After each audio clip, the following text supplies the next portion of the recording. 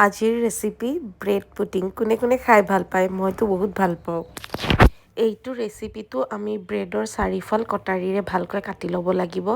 এনেকৈ গোটেই ব্ৰেডখিনি কাটি হৈ যোৱাৰ পিছত মিক্সি এটাত ব্ৰেডখিনি দিব আৰু তাৰপাছত গাখীৰ আৰু কণী তিনিটা টোটেল দিব লাগে মই দিওঁ নিদিওঁকৈ প্ৰথমতে দুটা দিছিলোঁ তাৰপাছত মনটো নামানিল আকৌ এটা দিয়ে দিলোঁ পিছত আৰু গাখীৰখিনি দিব মিল্ক মেইড দিব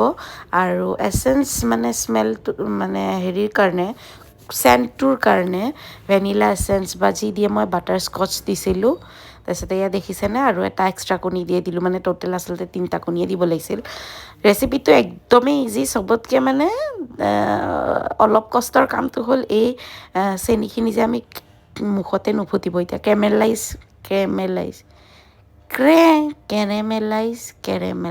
কৰিব লাগিব মানে মুঠতে চেনিখিনি মানে গলাই গলাই কালাৰটো চেঞ্জ কৰি পেলাই যে সেইটো আৰু মোৰ দৰে যদি ধৈৰ্য অকণমান কম থাকে মোৰতো গলিছেও ডাঠো হৈছে কালাৰটো পূৰা অহালৈকে মই মানে ৰৈ থাকিব নোৱাৰিলোঁ কাৰণে অকণমান ফুড কালাৰ দি দিলোঁ দেই একো বেয়া নালাগে দেখিও ভাল লাগে চব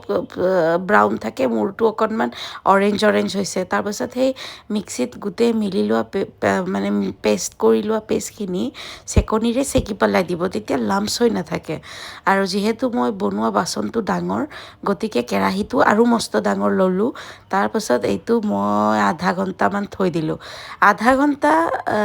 জুইত থোৱাৰ পিছত আকৌ ফ্ৰিজতো মই আধা ঘণ্টামান থৈছোঁ তাৰপাছত এনেকৈ ছাইডটো কটাৰীৰে কাটি ল'লোঁ তাৰপিছত থাল ইমান ডাঙৰ থাল এখন নাই কাৰণে ট্ৰে এখনতে মই ওলাই ল'লোঁ